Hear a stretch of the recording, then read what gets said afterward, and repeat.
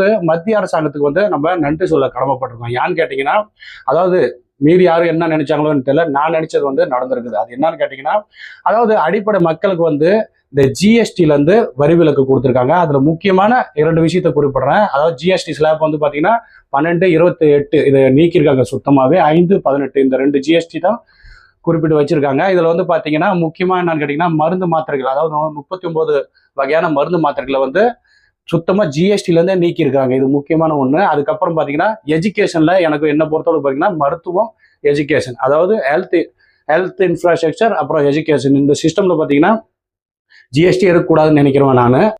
முதல் படியை வந்து மத்திய அரசாங்கம் எடுத்து வச்சிருக்காங்க. 39 வகையான மருந்து மாத்திரைகளை வந்து ஜிஎஸ்டில இருந்து வெளியே கொண்டு வந்திருக்காங்க.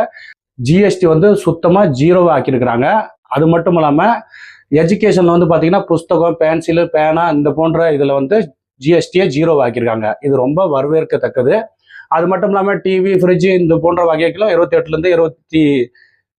இருந்து 18 ஸ்லாபுக்கு கொண்டு வந்திருக்காங்க. அதுக்கப்புறம் சாப்பாடு வகையான பொருள்லையும் ஜிஎஸ்டியை ஜீரோவா ஆக்கியிருக்காங்க. சில இதில் பார்த்தீங்கன்னா 12 to 5% கொண்டு வந்திருக்காங்க.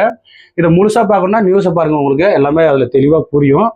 அதாவது நான் வரவேற்கத்தக்கது வந்து இந்த முக்கியமாக இந்த 2 விஷயம், எஜுகேஷன், ஹெல்த். இது வந்து எனக்கு ரொம்ப முக்கியமானது.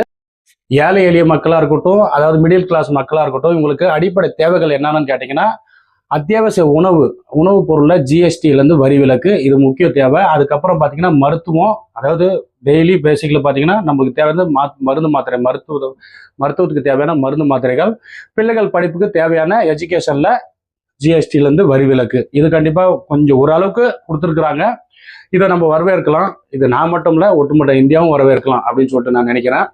இதுக்கு மத்திய அரசாங்கத்துக்கு நான் மட்டும் இல்லை, ஒட்டுமொத்த இந்தியாவோட மக்களும் நன்றி செலுத்த கடமைப்பட்டிருக்கிறோம் நம்ம. நன்றி.